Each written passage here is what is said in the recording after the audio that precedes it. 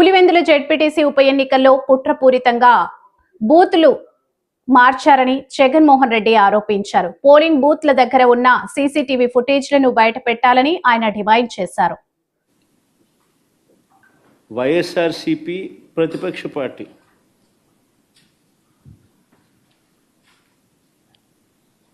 పులివెందుల రూరల్లో జరిగిన జెడ్పీటీసీ స్థానానికి జరిగిన ఎన్నికల్లో 15 బూతుల్లో ఉన్న 15 బూతులకు ఎన్నిక జరిగి రూరల్ మండలంలో 10,600 ఓట్లకు సంబంధించిన ఎన్నిక. ఆశ్చర్యం ఏమిటంటే బూతుల్లో వైఎస్ఆర్సీపీ ఏజెంట్ లేడు. వైఎస్ఆర్సీపీకి సంబంధించిన ఏజెంటు బూత్లో కూర్చోకుండా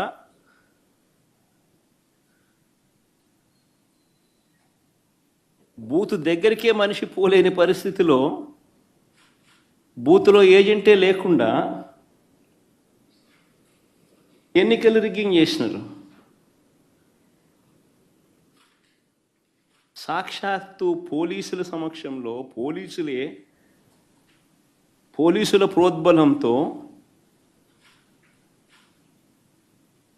బూతులోకి వెళ్ళే ఏజెంట్ల ఫాములను వీళ్ళే తీసేసుకొని చింపేసుకొని బూతులోకి ఏజెంటే పోని పరిస్థితిలో ఎన్నికలు నిర్వహించామని చెప్పుకుంటా ఉన్న ప్రజాస్వామ్యం మన రాష్ట్రంలో బహుశా మన దేశంలో ఎక్కడ ఉండదేమో, ఒక్క మన రాష్ట్రంలో తప్ప.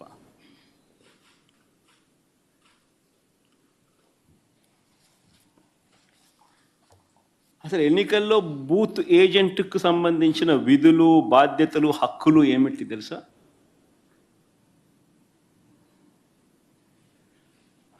అసలు ఓటర్లే లేక దొంగ ఓటర్లను గుర్తించడం ఎవరు చేస్తారు? ఏజెంటే చేయాలి.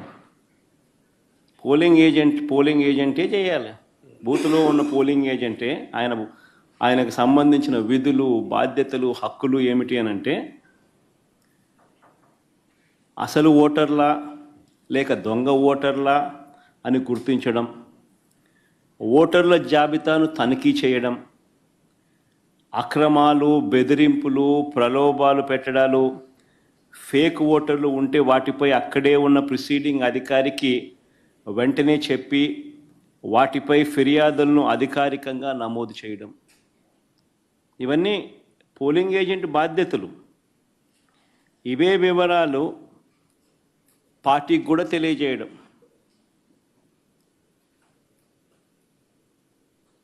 ఈ బాధ్యతలు ఉంటాయి కాబట్టి ఏజెంట్లకు హక్కులు కూడా కల్పిస్తారు.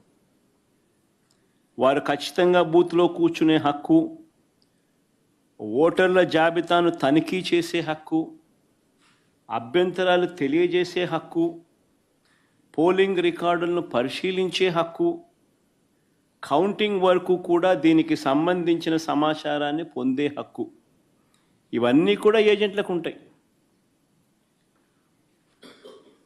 ఒక పోలింగ్ ఏజెంటు బూత్లోకి పోతూనే ఫామ్ 12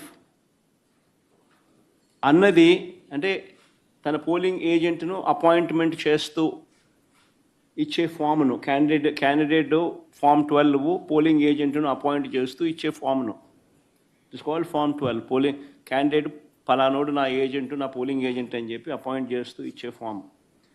ఆ ఫామ్ను తీసుకొని పోయి ఆ పోలింగ్ ఏజెంటు ఎన్నిక స్టార్ట్ కాకమునిపే ప్రిసీడింగ్ ఆఫీసర్కి ఇస్తాడు ఆ ఫామ్. ప్రొసీజర్ అది. ఆ తర్వాతనే బూత్లో కూర్చుంటాడు.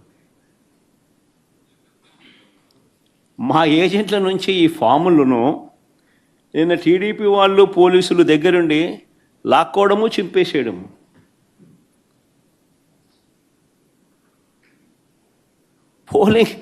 పోలింగ్ ఏజెంట్ అనేవాడు లేకుండా ఎలక్షన్ జరపడం అన్నది నేను ఎక్కడ చూడలా. ప్రజాస్వామ్యం అన్నది ఇంత దిగజారిపోయిన పరిస్థితి బహుశా చరిత్రలో ఎక్కడ చూసిండు మేము.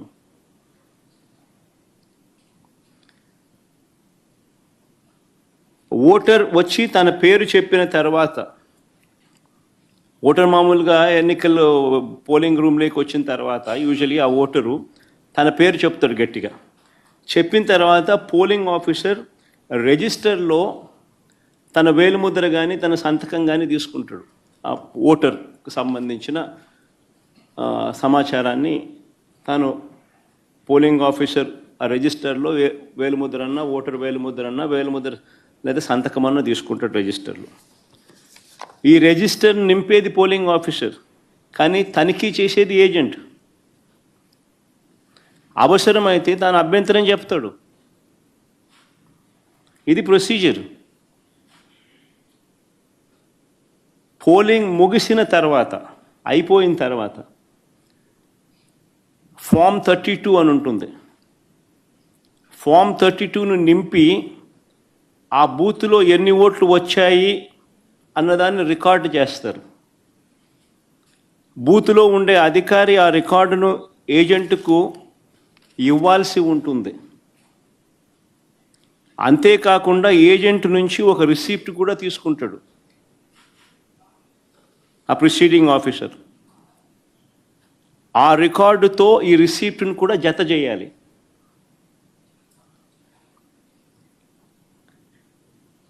ఆ రికార్డును కూడా ధృవీకరించాల్సి ఉంటుంది.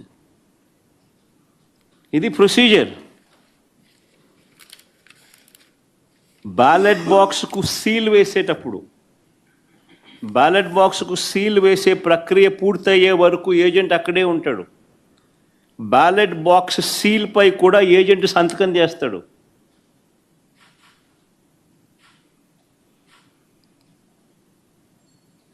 బ్యాలెట్ బాక్స్కు సంబంధించి సీల్పై కూడా ఏజెంట్ సంతకం తీసుకుంటారు. మరి నేను అడుగుతా ఉన్నా, మళ్ళీ ఇవన్నీ జరిగాయా అని అడుగుతా ఉన్నా.